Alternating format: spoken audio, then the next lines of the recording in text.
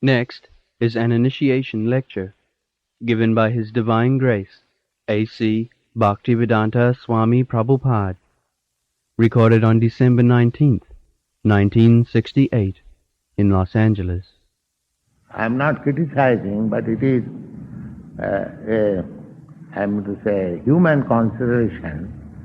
Suppose if you have committed some wrong thing within our jurisdiction, and you come to me, Swamiji, I have committed this. I say, all right, don't do it, excuse. Now, second day you come again, you say, I have committed this. All right, second day I can also excuse. The third day also I can excuse, but fourth day I will not excuse. Don't make it official business. Just like go to the church every week and confess. And you're confessing your sinful activities before Lord Jesus Christ or His representative, surely your sinful activities are squared up. But does it mean very nice that every week, the whole week you shall commit sinful activities and at the end of the week you shall go and confess?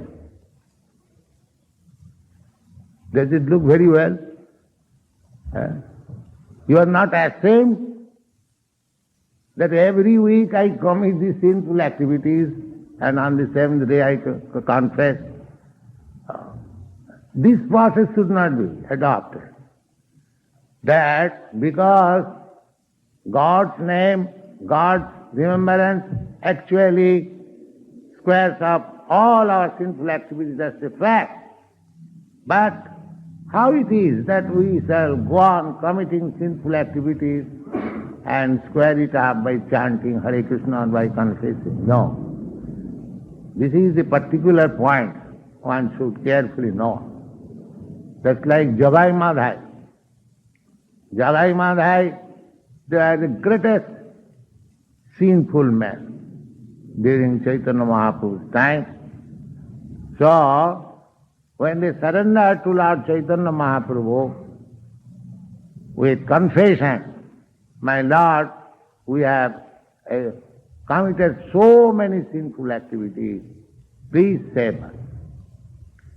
Then Chaitanya Mahaprabhu asked them that, yes, I will accept you and I will save you, provided you promise that no more you shall commit such sinful activities. So they agreed, yes, whatever we have done, that's all. No more we are going to do. Then Chaitanya Mahaprabhu accepted them and they became great devotees and the life was successful. The same process is here also. This initiation means that everyone should remember that whatever sinful activities one might have done in his past life, that is now account closed, debit and credit closed. Now, from this day, no more sinful activities. What are those sinful activities? That is very simple. We have mentioned, you should take it note. No illicit sex life. Beyond marriage, there is no sex life. No intoxication. Even drinking tea, coffee, they are also intoxication. Cigarette, smoking, no intoxication. No meat eating. Simple. Only Krishna Prasada.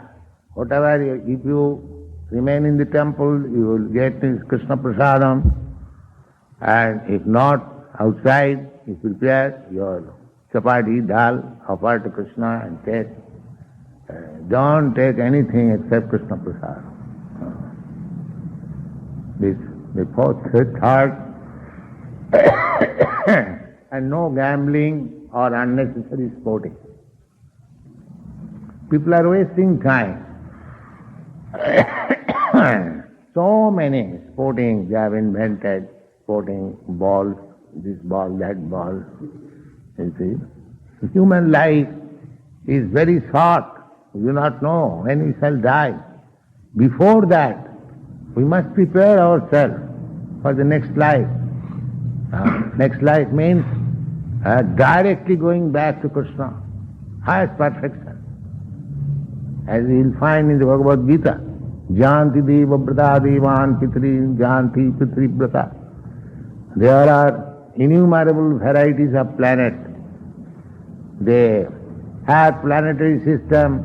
They are resided by demigods, very powerful. They are also in human beings, but they are very beautiful, they are very powerful. So you can go there. The moon planet, sun planet, that is clearly stated. If you act accordingly as they prescribed, that if you want to go to the moon planet, you have to do like this. Then after leaving this body, you can go there. Similarly, you can go any planet. Similarly, you can go to the planet of Krishna.